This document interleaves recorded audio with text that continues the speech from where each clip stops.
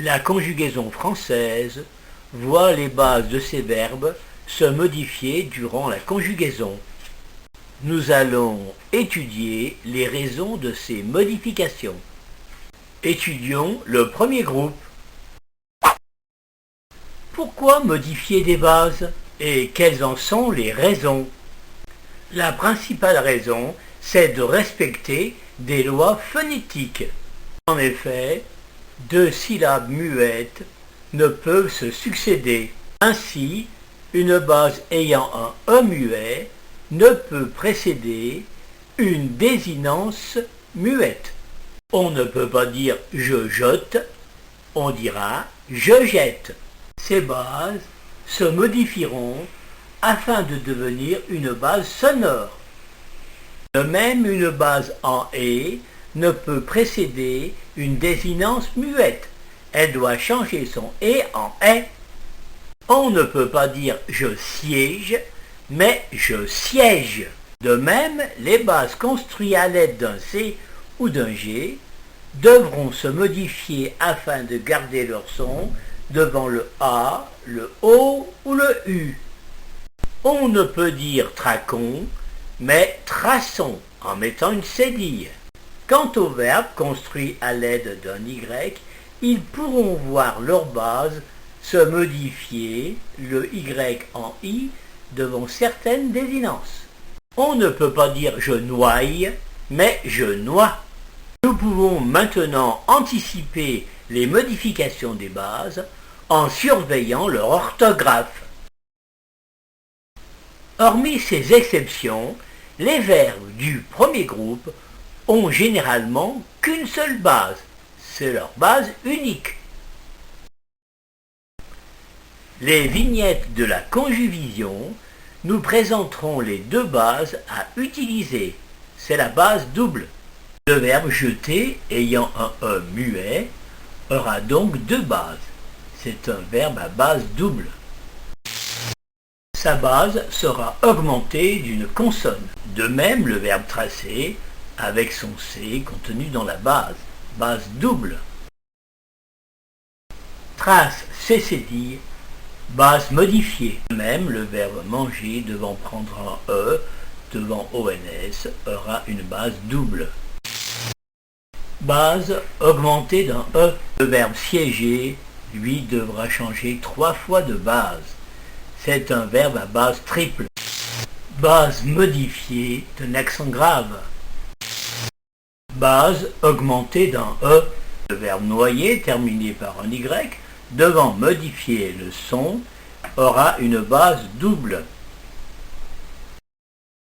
Son Y devenant I, devant les désinences voyelles muettes.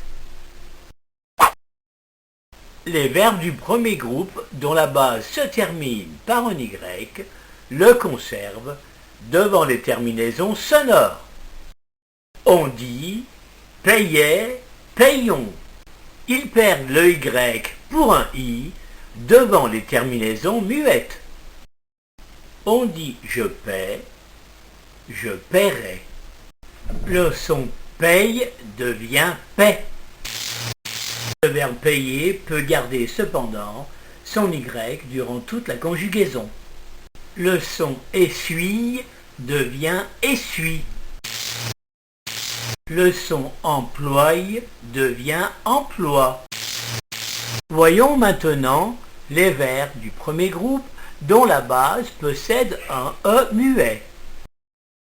Ils gardent leur base devant des terminaisons sonores. On dit pelon, pelet, mais ils modifient leur base en l'accentuant devant les terminaisons muettes. On dit pelle, pellerait. Attention, l'accentuation de la base a plusieurs techniques.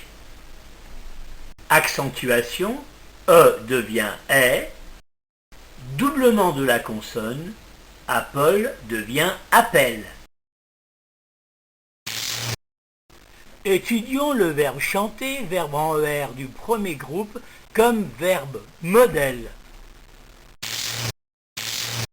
Verbe chanter, verbe en ER, Premier groupe au présent. Présent dont la finale ou les désinences sont toutes des voyelles. E, ES, E, ONS, EZ, ENT.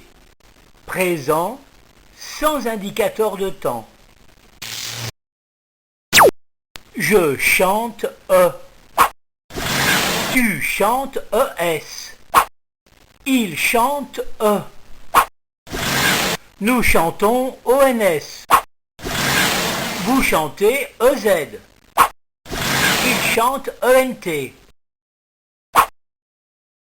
Verbe chanter, verbe en ER du premier groupe à l'imparfait dont l'indicateur est ou I. La finale ou les désinences voient les voyelles E, ES, E remplacées par les consonnes S, ST. Je chantais A-I-S. Tu chantais A-I-S.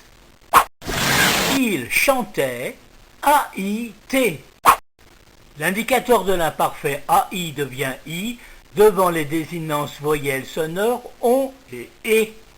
Nous chantions I-ONS. Vous chantiez I-EZ. Il chantait A-I-ENT. Verbe chanter, verbe en ER du premier groupe au futur.